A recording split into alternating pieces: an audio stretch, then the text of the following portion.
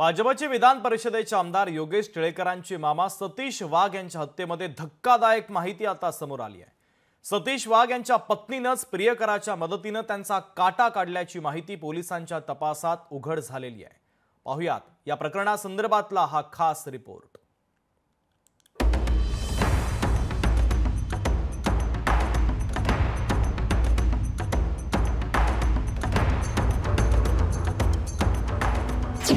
आमदार योगेश टिळेकरांच्या मामाचा खून। सतीश वाघ यांच्या हत्या प्रकरणात सर्वात मोठी माहिती। पोलिसांनी हत्येचं कोडं अखेर 16 दिवसांनंतर उलगडलं। भाजपचे विधान परिषदेचे आमदार योगेश टिळेकरांचे मामा सतीश वाघ यांचं 9 डिसेंबरला मॉर्निंग वॉक करताना अपहरण झालं आणि त्यांची हत्या करण्यात आली। उरळी कांचन जवळच्या शिंदेवाडी घाटात त्यांचा मृतदेह आढळला। या प्रकरणी पोलिसांपुढे तपासाचं मोठं आव्हान होतं। मात्र 16 दिवस अथक प्रयत्न करत तपासाची चक्र फिरवत पोलिसांनी या प्रकरणाचा छडा लावलेला आहे। सतीश वाघ यांची पत्नी मोहिनी वाघ हिनं प्रियकर अक्षय जवळकरच्या मदतीनं सुपारी देत पती सतीश वाघला संपवलं। घरातील आर्थिक व्यवहार स्वतःकडे ठेवण्यासाठी मोहिनी वाघनं हे पाऊल उचलल्याची प्राथमिक माहिती पोलिसांनी दिलेली आहे। जे पुरावे पोलिसांनी तपासात निष्पन्न झालेले होते त्याच्या अनुषंगाने त्यांचं क्रॉस क्वेश्चनिंग केलं। त्या क्रॉस क्वेश्चनिंगच्या दरम्यान त्यांनी कटातील त्यांचा सहभाग जो आहे तो कबूल केलेला आहे आणि या पूर्ण ह्याच्यामध्ये अक्षय जवळकर आणि त्यांनी मिळून हा पूर्ण कट रचल्याचा आतापर्यंत पोलीस तपासात निष्पन्न झालेला आहे। सतीश वाघ यांच्या हत्या प्रकरणानंतर परिसरात मोठी खळबळ माजली होती। पोलिसांनी सखोल तपास करत या प्रकरणी पवन श्यामकुमार शर्मा, नवनाथ अर्जुन गुरसाळे, अनिल जाधव आणि अक्षय जावळकरला अटक केली आहे। आरोपी मोहिनी हिनं प्रियकर अक्षय जावळकरला अर्धमेला करण्यास सांगितल्याचं तपासात समोर आल्याचं पोलिसांनी म्हटलंय।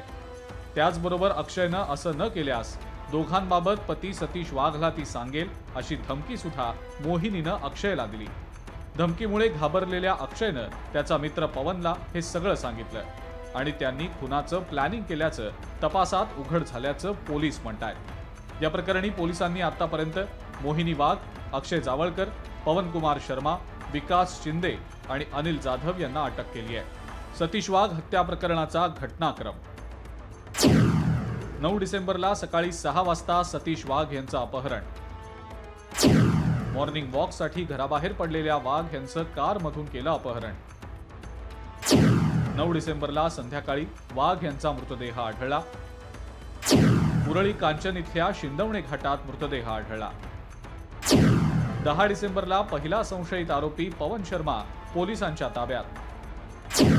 शर्माकडून मिळालेल्या माहितीनुसार अक्षय जावळकरला पोलिसांकडून अटक।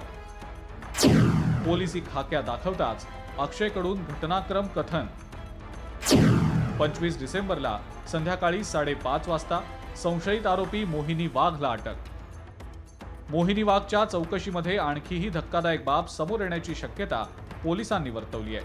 मात्र सत्ताधारी पक्षातल्या आमदाराच्या मामाच्या मुलाचं अपहरण आणि त्याची हत्या यावरून मोठ्या प्रमाणावर चर्चा देखील झाली। तपासाअंती काय काय आणखी समोर येतं हे पाहणं महत्त्वाचं असेल।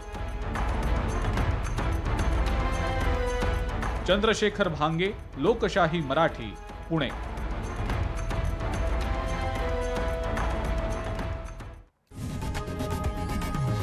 लोकशाही मराठी ऐका, पहा, जागरूक रहा।